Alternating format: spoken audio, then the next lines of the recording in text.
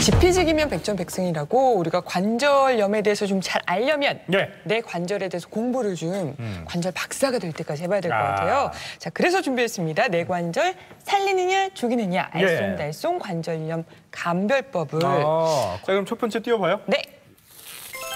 짠. 무릎이 아프면 퇴행성 관절염이다. 이렇게. 꼭 무릎이 아프면 무조건 퇴행성 관절염이냐? 관절염이다. 네. 근데요, 저는 궁금한 네. 게 나이 들면 이렇게 무릎이 아프잖아요. 네.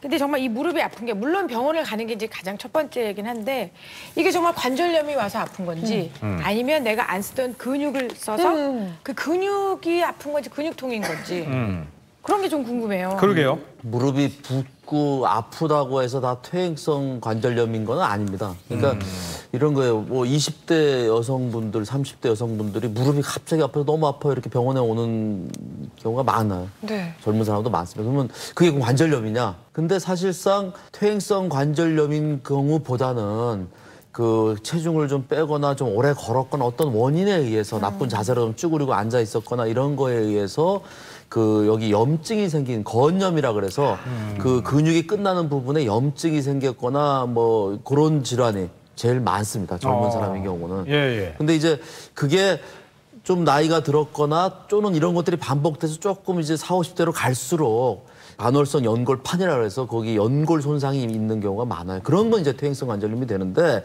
꼭 아프다 그래서 나이가 들었다 그래서 다 퇴행성 관절염이 아닌 경우도 있어. 어떨 때 이제 예를 들어서 퇴행성 관절염이 있지만 인대 손상이 더인 경우도 있고 또 퇴행성 관절염이 조금 있지만 그거보다는 염증, 건염이 있는 경우도 있고 그렇게 좀 다양하게 되겠습니다.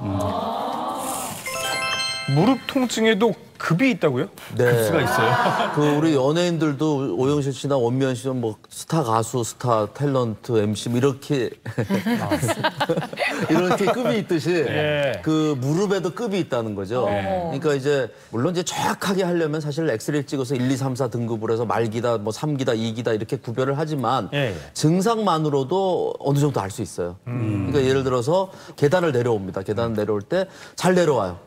그러면 퇴행성 관절염이 있어도 그건 초기로 봐야 돼요.